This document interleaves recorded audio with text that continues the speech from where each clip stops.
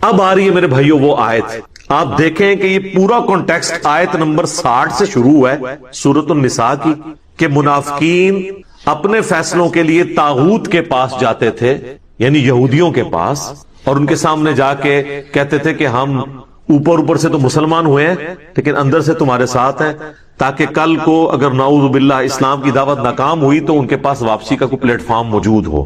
اور نبی علیہ السلام کے سامنے آ کے وہ اللہ کی قسمیں کھا رہے ہیں کہ نہیں، ہم تو وہاں دعوت دینے کے لیے گئے تھے۔ یہ ساری آیات آپ نے سن لی، سورہ النساء کی آیت نمبر 60 سے لے کر 63 تک۔ اب اس کانٹیکسٹ میں یہ آیت آ رہی ہے 64، منافقین کے بارے میں، کلمہ گو مسلمانوں کے بارے میں جو قانوناً صحابی بھی تھے، کیونکہ باقیوں کو تو نہیں پتا تھا کہ انہوں نے اندر سے ایمان قبول کیا یا نہیں، حتیٰ کہ بخاری اور مسلم دونوں میں آتا ہے کئی بار حضرت عمر نے اجازت مانگی عبداللہ ابن ابی کے بارے میں کہ یا رسول اللہ اجازت دیں اس کی میں گردن کاٹ دوں۔ یعنی اگر حضرت عمر کو یہ سمجھ آ رہی تھی کہ یہ اوپر سے کلمہ گو ہے اندر سے منافق ہے، تو نبی علیہ السلام کو نہیں پتا تھا؟ آپ علیہ السلام کو بھی اسیسمنٹ سے پتا تھا۔ اس کے جواب میں اللہ کے نبی علیہ السلام نے کیا فرمایا؟ بخاری اور مسلم دونوں میں حدیث ہے، آپ نے فرمایا چھوڑ دو عمر، لوگ کہیں گے یہ اپنے صحابہ کو قتل کرواتا ہے۔ یعنی نبی علیہ السلام نے عبداللہ ابن ابی اور منافقین کو بھی صحابی کہہ دیا۔ یہ الارمنگ پوائنٹ ہے، میں اس کی انجینئرنگ نہیں کرتا، پھر آپ لوگوں کو برا لگے گا، کہ کلمے کا احترام ہوتا تھا کہ ٹھیک ہے اوپر سے کلمہ پڑھا ہے نا، تو لوگ کہیں گے یہ صحابہ کو قتل کرواتا ہے۔ حتیٰ کہ بخاری مسلم میں آتا ہے کہ نبی صلی اللہ علیہ وآلہ وسلم نے اسی عبداللہ ابن ابی کا جنازہ بھی پڑھایا، اپنا کرتا کفن کے طور پہ اسے دیا، اپنے مبارک ہاتھوں سے قبر میں اتارا۔ یہ کہانی شریف نہیں ہے، بخاری مسلم میں، اپنا لعاب دہن اس کے منہ میں ٹپکایا۔ تو آپ کی نظر میں تو شاید اتنا کچھ کرنے کے بعد اس کی بخشش ہو جانی چاہیے، لیکن قرآن میں اللہ تعالیٰ نے سورہ التوبہ میں فرمایا آپ 70 دفعہ بھی ان کے لیے دعا کریں نا، ہم نے ان کی مغفرت نہیں کرنی، ہم نے انہیں معاف نہیں کرنا، کیونکہ یہ اللہ اور اس کے رسول کے دشمن ہے۔ اور اے نبی آمدہ سے نہ تو آپ نے کسی منافق کا جنازہ پڑھانا ہے، نہ اس کی قبر پہ جا کے کھڑے ہونا ہے، بین کر دیا اللہ نے۔ تو یہ پورا کانٹیکسٹ وہ چل رہا ہے کہ منافقین اپنے فیصلوں کے لیے بعض اوقات اپنی مرضی کا فیصلہ لینے کے لیے اگرچہ حاکم کے طور پر، پولیٹیکل لیڈر کے طور پر، ایک دینی لیڈر کے طور پر بھی، اور پیغمبر کی حیثیت سے نبی علیہ السلام کو مانتے تھے، اس کے باوجود جب اپنی مرضی کا فیصلہ لینا ہوتا تھا یہودیوں کے علماء کے پاس جا کے فیصلہ کرواتے تھے۔ پیغمبر کی موجودگی میں مولویوں کا کیا کام ہے کہ آپ جا کے ان سے فیصلے کروائیں؟ اور پھر آپ کہتے تھے نہیں یا رسول اللہ ہم تو وہاں پہ گئے تھے ایک افہام و تفہیم پیدا کرنے کے لیے، ان کو دعوت دینے کے لیے، اور اللہ تعالیٰ ہمارا وہ جھوٹی قسمیں بھی کھاتے ہیں۔ اب اس پورے کانٹیکسٹ میں سورہ النساء کی آیت نمبر 60 سے لے کر 63 تک کے یہ وہ آیت آ رہی ہے، آیت نمبر 64 اور 65، جس کی بنیاد پہ ایک من گھڑت گستاخانہ عقیدہ نبی علیہ السلام کے بارے میں ان لوگوں نے، خصوصاً بریلوی اور اہل تشیع مکاتب فکر کے لوگوں نے کر دیا، اور اس عقیدے کا باقی امت کو پابند کرنے کی کوشش کی۔ ایون دیوبندیوں کا بھی کسی حد تک یہی عقیدہ ہے سوائے اہل حدیث کے، اور لوگوں کو پابند کیا کہ جو اب اس کو نہیں مانے گا نا وہ گستاخ رسول ہوتے۔ وہ یہ آیت ہے وَمَا أَرْسَلْنَا مِن رَسُولٍ، اور ہم نے کوئی رسول بھی ایسا نہیں بھیجا الا مگر یہ کہ لِيُطَاعَ بِإِذْنِ اللَّهِ، اس کی اطاعت کی جاتی ہے اللہ کے اذن کے ساتھ۔ یعنی وہ رسول خود نہیں کلیم کر رہا ہوتا اپنی اطاعت، on the behalf of اللہ وہ لوگوں سے کہتا ہے کہ میری اطاعت کرو، کیونکہ شریعت جو ہے یہ نازل اللہ نے کی ہے۔ پیغمبر شریعت کا موجد یا کریٹر نہیں ہوتا، بلکہ شریعت پہنچانے والا ہوتا ہے۔ اور پھر اس کا کلائمیکس وہ ہے سورہ النساء کی آیت نمبر 80، آگے چل کے آ جائے گی، مَن یُطِعِ الرَّسُولَ فَقَدْ أَطَاعَ اللَّهَ، جس نے رسول کی اطاعت کی گویا اس نے اللہ کی اطاعت کی۔ پھر سورہ آل عمران میں بھی آیت گزری ہے قُلْ إِن كُنتُمْ تُحِبُّونَ اللَّهَ فَاتَّبِعُونِي يُحْبِبْكُمُ اللَّهُ، یہ بھی یہودیوں کے کانٹیکسٹ میں تھی۔ اے نبی تم فرما دو کہ بالفرض اگر تم اللہ سے محبت کرتے ہو نا، اے یہودیوں کہتے ہو ہم اللہ کے چہیتے ہیں، پھر تمہیں میری اتباع کرنی ہو۔ اور اتباع کہتے ہیں محبت کے ساتھ کسی کی پیروی کرنا۔ صرف پیروی جو ہے نا وہ اطاعت ہوتی ہے، اتباع ہوتی ہے محبت کے ساتھ پیروی، جنہوں اسی پنجابی کہنا ٹڈو مننا، اندرو مننا۔ پھر اللہ تعالیٰ تم سے محبت کرے گا، یحببکم اللہ ویغفر لکم ذنوبکم، اور تمہارے گناہوں کو بھی بخش دے گا، جو اندر سے رسول اللہ کے ساتھ محبت رکھتے ہوئے اتباع اور اطاعت اختیار کریں گے۔ تو یہاں پہ کہا جا رہا ہے کہ کوئی رسول بھی ایسا نہیں آیا کہ مگر یہ کہ اس کی اطاعت کی جاتی تھی اللہ کے اذن کی وجہ سے، یعنی تمام پیغمبروں کا یہی سٹیٹس تھا۔ وَلَوْ أَنَّهُمْ إِذْ ظَلَمُوا، اور اے نبی جب انہوں نے یہ ظلم کر ہی لیا تھا، یہ پاسٹ ٹینس کا صیغہ ہے، ماضی کی بات ہو رہی ہے، جس کا کانٹیکسٹ سورہ نساء کی آیت نمبر 60 سے سٹارٹ ہوا ہے کہ یہ طاغوت سے جا کے فیصلے کرواتے تھے منافقین. تو اے نبی اگر انہوں نے یہ حرکت کر ہی لی ہے اور انہوں نے یہ ظلم کیا اپنی جانوں پر کہ آپ پولیٹیکل لیڈر کی حیثیت سے، دینی پیشوا کی حیثیت سے، پیغمبر کی حیثیت سے ان میں موجود ہیں اور یہ اوپر سے کلمہ گو بھی ہیں، اس کے باوجود جا کے یہود کے علماء سے فیصلے کرواتے ہیں طاغوت سے. اگر انہوں نے اب ظلم کر ہی لیا تھا اور آ کے جھوٹی قسمیں کھا رہے ہیں کہ ہم تو وہاں گئے تھے فہم و تفہیم کے لیے، چلے اب یہ جرم انہوں نے کر ہی لیا، انفسہم اپنی جانوں پر، ولو انہم اذ ظلموا انفسہم اپنی جانوں پہ انہوں نے جو ظلم کر لیا، جاؤکا اب انہیں چاہیے کہ وہ آپ کے پاس حاضر ہو جائے. کس لیے؟ یہ حقوق العباد کا بھی معاملہ ہے نا، اللہ کے نبی کا بھی تو حق ہے نا. تو پہلے اللہ کے نبی سے آ کے معافی مانگے، ان کے ساتھ غداری کی ہے، کیونکہ تم انصار اللہ ہو نا، اللہ کے دین کے مددگار ہونا اس پیغمبر کے ساتھ مل کے، تو پیغمبر کے ساتھ جو لیڈر بھی ہے تمہارا اس کے ساتھ غداری کی ہے. آؤ ان کے سامنے فاستغفر اللہ اور آ کے اللہ سے توبہ کرو. اور صرف اللہ سے توبہ کافی نہیں ہے، واستغفر لہم الرسول، رسول اللہ بھی تمہارے لیے استغفار کریں، یعنی سفارش کریں، شفاعت کریں کہ اے اللہ ٹھیک ہے انہوں نے مجھ سے بھی معافی مانگ لی ہے، یہ شرمسار ہے، ان کو معاف کر. نبی کی شفاعت بھی ہو. لَوَجَدُ اللَّهَ تَوَّابًا رَحِيمًا، تو یہ ضرور اللہ کو توبہ قبول کرنے والا اور رحم فرمانے والا پائیں گے. اس کو پکڑ کے انہوں نے آج کی ڈیٹ میں لگا دیا اور کہا جی جا کے قبر رسول سے جا کے اپنے نا گناہ معاف کروائیں. اندازہ کرے کہاں سے بات اٹھائی. میں اس کی پوری ڈیٹیل انجینئرنگ انشاءاللہ کروں گا، باقی اب ساری گفتگو اسی کے اوپر ہے. اب اس کے اوپر اللہ تعالیٰ کی طرف سے ایک یونیورسل ٹروتھ آ رہا ہے آیت نمبر 65 میں، فَلَا وَرَبِّكَ، اے نبی مجھے قسم اس بات کی کہ میں تیرا رب ہوں. یہ ہے اظہار محبت. لا یؤمنون، یہ کبھی بھی ایمان والے نہیں ہو سکتے، چاہے یہ کلمہ گو ہو، اہل قبلہ ہیں، تمہارے ساتھ نمازیں پڑھتے ہیں، قانوناً صحابہ بھی ہیں، لیکن اندر سے انہوں نے منافقت والا رویہ اختیار کیا ہوا ہے، یہ کبھی مومن نہیں ہو سکتے. حتی یحکموک فیما شجر بینہم، یہاں تک کہ یہ آپ کو حاکم، جج، قاضی تسلیم نہ کر لیں اپنے جھگڑوں میں. اور صرف قاضی تسلیم نہیں کرنا، ثم لا یجدوا فی انفسہم حرجا، اس کے بعد اگر آپ کوئی فیصلہ کر لیں، کوئی فیصلہ فرما دیں، تو یہ اپنے دل میں بھی اس کے خلاف کوئی تنگی نہ پائیں کہ جی چلو اب پیغمبر ہیں ہم بات مان لیتے ہیں، لیکن دل مطمئن نہیں ہے، ہمارے ساتھ زیادتی ہو گئی ہے، نعوذ باللہ. نہیں، مومن نہیں ہوں گے. ثم لا یجدوا فی انفسہم حرجا، حرج بھی نہ دل میں پائے، مما قضیت، جو تم نے اے نبی فیصلہ کر دیا، ویسلموا تسلیما، اور سر تسلیم خم نہ کر لیں اس وقت تک یہ مومن ہی نہیں ہو. کیا اظہار محبت ہے اور کیا قیامت مضمر ہے اس کے اندر. اس کانٹیکسٹ میں صحیح بخاری اور مسلم دونوں میں حدیث ہے کہ حضرت زبیر رضی اللہ تعالیٰ عنہ اور ایک انصاری صحابی کا جھگڑا ہو گیا پانی کھیتوں کو لگانے کے معاملے میں. نبی علیہ السلام نے وہ جھگڑا جب سنا تو حضرت زبیر کے حق میں فیصلہ کیا. اب وہ ہے صحابی تھا اور منافق بھی نہیں تھا، انصاری تھا، مومن تھا، لیکن اس کے زبان سے الفاظ نکلے کہ نبی علیہ السلام نے اس لیے حضرت زبیر کے حق میں فیصلہ کیا کہ ان کے پھوپھی کا لڑکا ہے. نعوذ باللہ. اب تو یہ سیدھی سیدھی منافقانہ اپروچ تھی.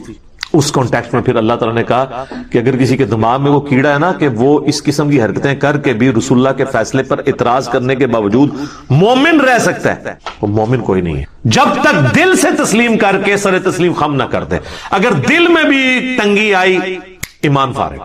اچھا، اس کانٹیکسٹ میں ایک جعلی واقعہ ہے جو تفسیر ابن کثیر سے لوگ کوٹ کرتے ہیں، لیکن حافظ ابن کثیر نے ساتھ لکھا ہوا ہے کہ جعلی ہے واقعہ کہ جی ایک مومن تھا، اوپر سے اندر سے منافق تھا، اس نے نبی علیہ السلام سے فیصلہ کروایا تو حضور نے یہودی کے حق میں فیصلہ کر دیا اور مسلمان کے حق میں نہیں کیا. وہ حضرت ابو بکر کے پاس آیا، انہوں نے بھی کہا کہ رسول اللہ نے جب فیصلہ کیا تو میں کون ہوتا ہوں. پھر وہ حضرت عمر کے پاس گیا تو حضرت عمر نے کہا کہ اچھا تھوڑی دیر ٹھہر. اندر گئے، تلوار لے کے اس کا گردن کاٹ دی، اور اس کی بنیاد کے اوپر یہ پورا جو ملک کے اندر ہنگامہ کھڑا کرتے ہیں نا کہ آپ قانون کو خود ہاتھ میں لیں اور جس کو آپ سمجھتے ہیں نا گستاخ رسول ہے اسے کاٹ دیں. لیکن اس میں ایک شرط ہے جو اندر چھپی ہوتی ہے کہ وہ آپ کے فرقے کا نہیں ہونا چاہیے. یعنی اشرف علی تھانوی رسول اللہ کو ماننے والے کو کاٹ دینا ہے آپ نے, چشتی رسول اللہ والے کو کہنا ہے معرفت کی بات ہے. اور چشتی رسول اللہ والی جو پارٹی کے خلاف کوئی پارٹی ہے تو وہ چشتی رسول اللہ والے کو کاٹ دے اور اشرف علی رسول اللہ کہنے والے کے بارے میں صرف نظر کرے. ساری فرقہ واریت کی جنگ ہے, اور یہ دونوں آپس میں مل کے ایک دوسرے کے ساتھ کو ایگزسٹ کریں اور غلام احمد قادیانی دجال کے ماننے والوں کو کاٹنا شروع کرتے ہیں. دعوت کہیں بھی آپ کو نظر نہیں آئے گی, اور نام لیتے ہیں ختم نبوت کے. یہ جتنی تحریکیں ہیں یہ ختم نبوت تحریکیں نہیں ہیں. ختم نبوت تحریک وہ ہوگی جو قادیانیوں کو بھی غلط کہے گی اور چشتی رسول اللہ اور اشرف علی رسول اللہ پڑھوانے والوں اور ان کو انڈورس کرنے والوں کو بھی کٹہرے میں لا کے کھڑا کرے گی. یہ نہیں ہے کہ وہ لوگ بزرگیاں ویل کریں اور ان کو آپ جو ہے وہ کافر کافر کہہ کے تو اس بنیاد کے اوپر چندے اکٹھے کرتے رہے. لہٰذا میں ان تمام تحریکوں کو کہتا ہوں یہ اینٹی قادیانی تحریکیں ہیں. ختم نبوت تحریک صرف اس پلیٹ فارم سے اللہ کے فضل سے کہ جس نے ختم نبوت کے اوپر ڈاکہ مارا ہے معرفت کے نام کے اوپر یا کشف و الہام کے نام کے اوپر یا عقیدہ امامت کی بگڑی ہوئی شکل مانتے ہوئے یا کسی بھی اور طریقے سے یا امتی نبی والا فراڈ کرتے ہوئے, سب کے سب کو ایک لاٹھی سے ہانکا جائے گا, پھر آپ لوگوں تک دین کی بات پہنچا سکتے ہیں. ادروائز تو پھر ظاہر ہے کہ ایکسیپٹنس تو نہیں ملے گی. لوگ کہیں گے جی اپنے گھر کی صفائی کرتے نہیں ہیں, دوسروں کے اوپر بات کرتے ہیں. اور یہی وہ چیز ہے جو قادیانیوں کو اسلام کی طرف نہیں آنے دیتی. وہ کہتے ہیں ان کے بابوں نے بھی کام ڈالا ہوا ہے, اور میں نے آپ کو بتایا ہے کہ قادیانی جو ہے یہ صوفیوں میں سے نکلا ہوا فرقہ ہے. اور کئی بار میں نے ایک بات بتائی ہے کہ ہمارے پاس ایک بھائی آتے تھے تو وہ بخاری و مسلم میں جو نماز کا طریقہ لکھا ہوا ہے رکوع میں جاتے وقت اور اٹھتے وقت رفع الیدین کرنا, انہوں نے جب شروع کیا تو ان کے بڑے بھائی تبلیغی جماعت میں اٹلی کے اندر وہ امیر تھے, ان کے گھر جماعتیں رکتی تھی. وہ چھٹیوں پہ آئے تو وہ آگے آتے ہی سیدھا, ان دنوں میں اپنے گھر میں درس دیا کرتا تھا, سیدھا آگے چڑھائی کر دی جی میرے بھائی کو آپ نے قادیانیت کی طرف لگا دیا. جناب یہ ہمارا ہی حوصلہ ہے کہ ہم یہ ساری باتیں سن, ہم مسکراتے ہیں, ہمیں پتا ہوتا ہے کہ اب یہ قابو میں آ گیا, کیونکہ ہمارے پاس تو علم کی طاقت ہے اللہ کے فضل سے, جس کو نہ شکست ہو سکتی ہے جو نہ چوری ہو سکتی ہے. الحمدللہ علم وہ تلوار ہے. تو میں تسلی سے بات سنی, میں نے کہا میرے بھائی میں آپ کے ساتھ پوری ہمدردی کرتا ہوں, ہمارے گھر کے قریب قادیانیوں کی عبادت گاہ ہے تو ہم سارے اٹھ کے چلتے ہیں وہاں جا کے دیکھتے ہیں. اگر قادیانی آپ کے طریقے کے مطابق نماز پڑھ رہے ہوئے یعنی حنفی طریقے پہ بغیر رفع الیدین کے تو وہ آپ میں سے نکلا ہوا فرقہ ہے, اور اگر وہ رفع الیدین کے ساتھ پڑھ رہے ہوئے تو پھر آپ ہمارے کھاتے میں اسے ڈال دیجئے گا. بس اتنی بات کرنے کی دیر تھی. کہتے نہیں کوئی ضرورت نہیں, اور بات مانی بھی کوئی نہیں, کیونکہ انہیں پتا چل گیا تھا کہ یہ تو پھر ماننا پڑ جائے گا کہ تو یہ ہمارے ہی حنفی بھائی ہیں. تو قادیانی آج کی ڈیٹ میں حنفی ہیں. یہ بعض لوگ جو ان کے چند ایک مسائل پکڑتے ہیں نا جی فاتحہ خلف الامام میں ان کا یہ عقیدہ ہے, یہ تفردات ہیں, اوور آل وہ حنفی ہیں. حنفیوں میں بھی تو کئی ایک شاخیں ہیں نا. بریلوی کہتے ہیں انگوٹھے چومنے والے کی شفاعت ہوگی, اور وہ کہتے ہیں فقہ حنفی کی بنیادی کتاب فتاوی شامی جسے رد المختار کہتے ہیں جو در مختار پہ حاشیہ ہے اس میں لکھا ہوا ہے. جب ہم دیوبندیوں کو دکھاتے ہیں کہ یہ تو آپ کی مشترکہ کتاب ہے اس میں لکھا ہوا ہے انگوٹھا چوما کریں, وہ کہتے ہیں جی لکھا تو ہوا ہے لیکن یہ مفتہ بھی ہی نہیں ہے. مفتہ بھی کو تو بعد میں دیکھیں گے. ابن عابدین شامی کو بیتی کیوں نہیں کہتے, وہ اب اتنا بھاری ہے کہ اسے نہیں کہہ سکتے. تو انگوٹھے چومنے والے معاملے میں بریلوی درست ہیں ایز فار ایز فقہ حنفی از کنسرن. قرآن و سنت کے حساب سے نہ یہ درست ہے نہ وہ درست ہے, فقہ حنفی کے مطابق. تو اس قسم کے نا لوگ پھر حربے اڈاپٹ کرتے ہیں. تو یہ تو قادیانیوں کی نماز کا طریقہ آپ دیکھ لیں, یہ انہی کے طریقے کے مطابق نماز پڑھ, تو جدھر سے نکلے ہوئے ہیں انہی کے طریقے کے مطابق عمل کریں گے نا. یہ وہ آیت تھی جی سورہ النساء کی آیت نمبر 64 جس کے اوپر انہوں نے پورا عقیدہ کھڑا کیا. وَلَوْ أَنَّهُمْ ظَلَمُوا أَنفُسَهُمْ جَاءُوكَ. اور جی قرآن میں اللہ تعالیٰ نے فرما دیا ہے کہ جب کوئی اپنی جان پر ظلم کر لے رسول اللہ سے آ کے شفاعت کروا لے تو کہتے ہیں دیکھیں جی آپ بعد والی امت کو محروم کرنا چاہتے ہیں اتنی بڑی فضیلت سے. صحابہ کرام تو اپنی مبارک زندگیوں کے اندر جا کے حضور سے دعا کروا لیتے تھے. آج امتی کیا کرے, تو آج قبر پہ جائے, خود ہی کہانی بنا لی ہے, قبر پہ جائے اور جا کے عرض کرے.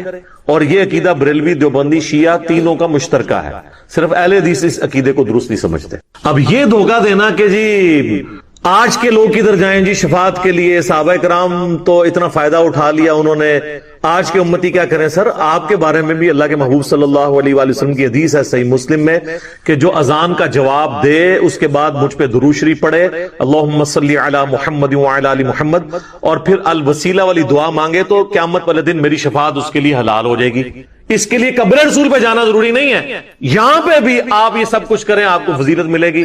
پھر جامعہ ترمذی میں حدیث ہے کہ جو شخص اللہ کا ذکر اور دروشی پڑھ کے اللہ کی طرف متوجہ ہوتا ہے اللہ تعالیٰ اسے عطا فرماتا ہے۔ لہذا آج کے ڈیٹ میں بھی کسی نے توبہ کروانی ہے تو اللہ کا ذکر کرے، دروشی پڑھے، اللہ کی طرف متوجہ ہو، کسی جگہ نہ بھی جائے تب بھی اللہ تعالیٰ اس کی دعا قبول کرے گا۔ لہٰذا یہ بھی جو شیطانی وسوسہ تھا اللہ کے فضل سے میں نے اس کو سیٹل کر دیا الحمدللہ۔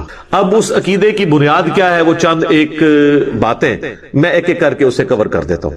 ایک تو آپ کو یہ اس کا کانٹیکسٹ سمجھ آ گیا کہ یہ اس دور کے اعتبار سے تھا۔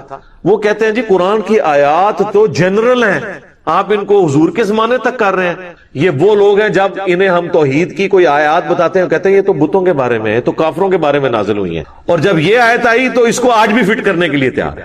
تو آپ اس بات کو سمجھ لیں، آدھی بات ان کی درست ہے، ہم بھی کہتے ہیں بتوں کی آیات آپ نہ لگائیں اہل ایمان کے اوپر۔ ہمارے پاس تھوڑی آیات ہیں جو قرآن حکیم میں انبیاء کے بارے میں ہے کہ وہ نہ کسی کے نفع کے مالک ہیں نہ نقصان کے۔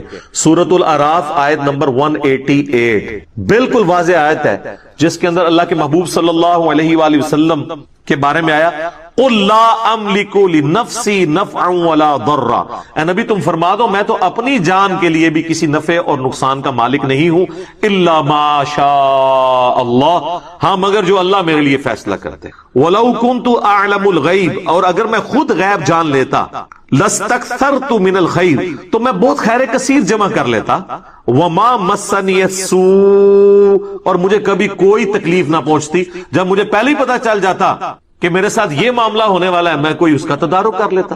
ان انا الا نذیر و بشیر، میں تو نہیں ہوں مگر ڈر سنانے والا اور خوشخبری سنانے والا، لقوم یؤمنون، ان کے لیے جو بات ماننا چاہیں ایمان لانا چاہیں۔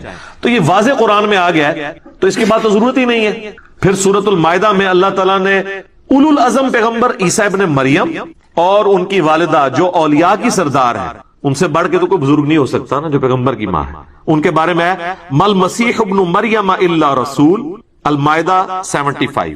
مسیح ابن مریم تو نہیں تھے مگر ایک رسول، قد خلت من قبلہ رسول، ان سے پہلے بھی کئی رسول گزرے، وامہ صدیقہ، اور ان کی ماں سچی عورت تھی، کانا یاکلان الطعام، دونوں کھانا کھانے کے محتاج تھے، کھانے کے محتاج تھے۔ انظر کیف نبین لہم الآیات، اے نبی دیکھو ہم اپنی آیتیں کس طرح کھول کھول کے بیان کرتے ہیں، لگی لپٹی بات نہیں، کھول کے۔ ثم انظر انا یؤفکون، اور ان کی طرف بھی دیکھو پھر بھی الٹے پھیرے جا رہے ہیں۔ اس کا مطلب ہے کہ جس نے بات نہیں سمجھنی اس کو کھلی بھی بات بھی سمجھ نہیں آئی۔ قل اتعبدون من دون اللہ، اے نبی تم فرماؤ کہ اللہ کو چھوڑ کے عیسیٰ اور ان کی ماں کی پوجا تم کر رہے ہو۔ یہاں من دون اللہ اللہ نے پیغمبر کو کہہ دیا، اے بتاں والی آیت نہیں ہے تو ہم نے کہانی کرائی گئی ہے، بتوں والی آیت ہے، پیغمبراں والی آیتاں نے، ولیاں والی آیتاں نے، من دون اللہ بھی آ گیا۔ کہتے ہیں نہیں ہم تو عبادت نہیں کرتے ہیں ولیوں کی یا پیغمبروں کی۔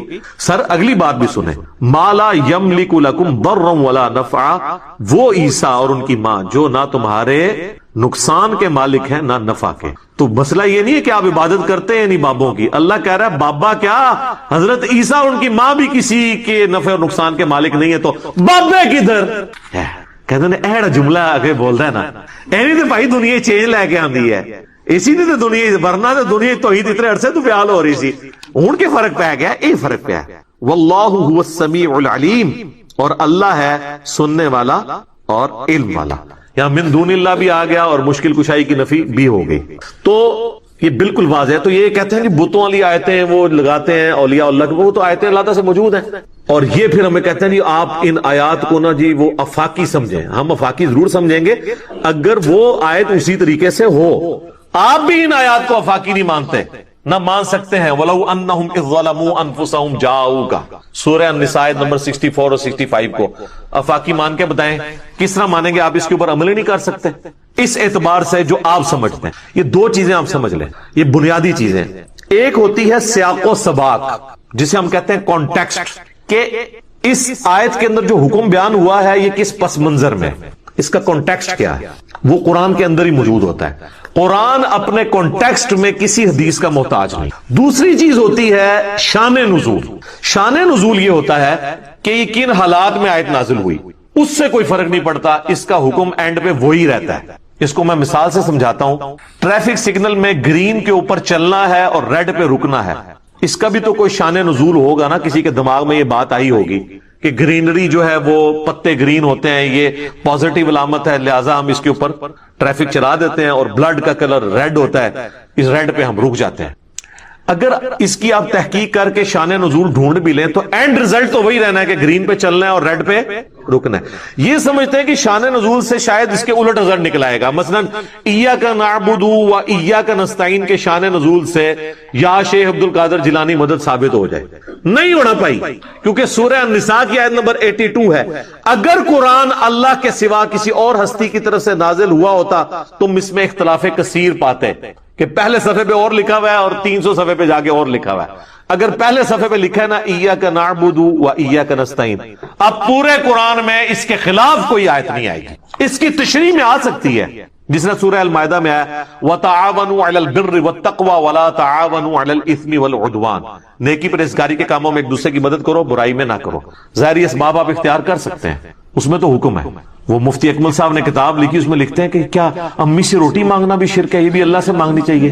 دیکھو بھئی قرآن کہہ رہا ہے مانگو امی سے روٹی، وَتَعَاوَنُوا عَلَى الْبِرِّ وَالتَّقْوَى، لیکن اما مر جائے پھر تو نہیں روٹی انہیں تو دینی، یہ قبر ہی ٹور جائے، یہ سامنے موجود نہ ہوئے۔ یہ غائب میں پکارنا اللہ کے ساتھ خاص ہے، اور یہ اس لیول کا خاص ہے کہ اللہ تعالیٰ نے سورہ النمل میں یہ عقیدہ امت کو دیا ہے کہ جو اللہ کے سوا کسی ہستی کے بارے میں عقیدہ رکھتا ہے خدا اس کو بنائے بیٹھا ہے۔ پھر ہاں جی، امن یجیب المضطر اذا دعا، بھلا بتاؤ تو کون ہے جو تکلیف میں گھرے ہوئے شخص کی فریاد کو سنتا ہے، وَيَكْشِفُ السُّوءَ، اور اس سے اس کی برائی دور کر دیتا ہے، وَيَجْعَلُكُمْ خُلَفَاءَ الْأَرْضِ، اور تمہیں اگلوں کا خلیفہ کرتا ہے زمین پہ، تمہارے ماں باپ کے مرنے کے بعد تمہیں، تمہارے مرنے کے بعد تمہاری اولاد کو۔ اِلَٰهٌ مَّعَ اللَّهِ، کیا اللہ کے ساتھ کوئی اور الہ بھی ہے جو یہ کام کر سکے؟ قلیلا ما تذکرون، لیکن تم بہت کم ہی نصیحت حاصل کرتے ہو۔ کہتے ہیں نہیں منع کدھر ہے؟ یہ منع ہے جی سورہ نمل کی آیت نمبر 62 میں۔ ادھر کہتے ہیں نہیں وہ تو ہے اللہ ہی سے مانگتے ہیں، یہ تو نہیں آیا کسی اور سے نہیں مانگتے، جی یہ بھی آیا ہوا ہے سورہ نمل کی آیت نمبر 62۔ اگے ٹورو تو پتہ لگے نا، بارش کون برساتا ہے؟ اللہ۔ ڈیوٹی کس کی ہے؟ فرشتوں کی۔ اگر فرشتوں سے بارش مانگیں گے تو مشرک۔ بخاری مسلم میں آتا ہے بارش نہیں ہوتی تھی تو نبی علیہ السلام صلاۃ الاستسقاء پڑھتے تھے، آپ نے کبھی نہیں کہا کہ المدد یا میکائیل، آپ کی ڈیوٹی اللہ نے لگائی ہے، بارش نازل فرما دیں۔ یہ صحابہ کرام کبھی یہ کہتے ہوں؟ نہیں۔ لہذا یہ جھگڑا نہیں ہے کہ مولا علی کو اختیار ہے یا نہیں، شیخ عبد القادر جیلانی کو اختیار ہے یا نہیں، کسی فرشتے جن کو اختیار ہے یا نہیں ہے۔ اختیار ہو تب بھی آپ کسی اور کو پکارتے ہیں جو آپ کے سامنے موجود نہیں ہے، یا فوت ہو چکا ہے، یا جس سے آپ کمیونیکیٹ نہیں کر سکتے، تو یہ شرک ہو جائے گا۔ تو یہ اس آیت کو کہتے ہیں کہ جی یہ دلیل ہے کہ آپ جا کے قبر رسول پہ مانگیں۔ عجیب۔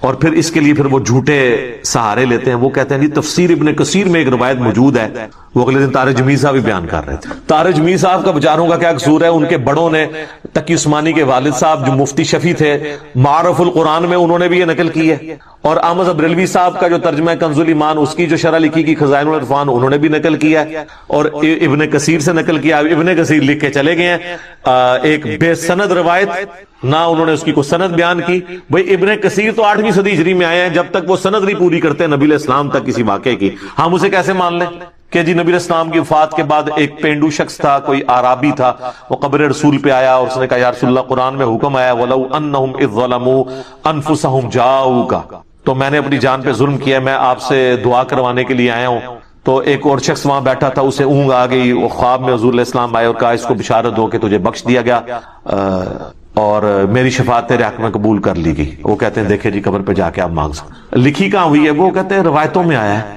اور کوئی تھوڑا سمجھدار ہے وہ کہتا ہے جی اس طرح کی ایک روایت مصنف ابن ابی شیبہ میں موجود ہے۔ کڈو جی المصنف ابن ابی شیبہ میں روایت ضرور موجود ہے، لیکن سر وہ روایت ضعیف ہے، مالک الدار والی، اس میں آمش مدلس ہیں اور ان سے روایت کر رہے ہیں اور سما کی تصریح نہیں ہے، منقطع روایت ہے۔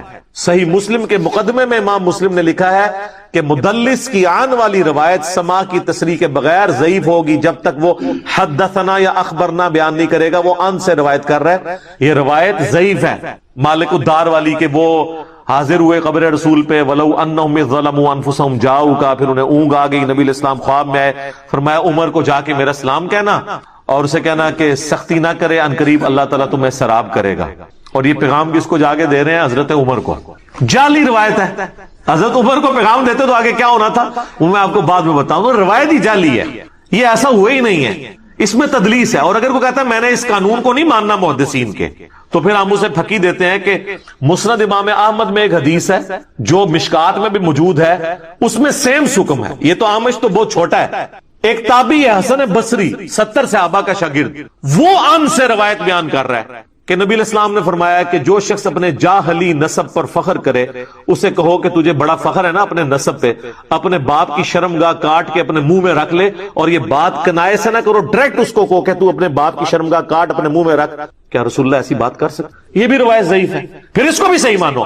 آمش تو چھوٹا ہے, حسن بصری تو بہت بڑا ہے, اس کی بھی ہم آن والی روایت سما کی تصریح کے بغیر نہیں مانتے کیونکہ مدلس ہے. تو مانو اس روایت کو, اپنا ایمان برباد کرو. قرآن تو کہہ رہے وَإِنَّكَ لَعَلَىٰ خُلُقٍ عَظِيمٍ, نبی تو اعلیٰ ترین درجے پہ ہیں اخلاقیات کے, وہ یہ بات کریں گے. بخاری اور مسلم دونوں میں حدیث ہے, ابو سعید خدری کہتے ہیں نبی علیہ السلام میں ایک پردہ نشین کنواری لڑکی سے زیادہ شرم و حیا تھی. تو یہ پردہ نشین کنواری لڑکی یہ گفتگو کر سکتی ہے؟ تو یہ کہانی ہے ساری. اب آ جائیں حضرت عمر کی طرف, جنہوں نے متھے مارنے کی کوشش کی تھی.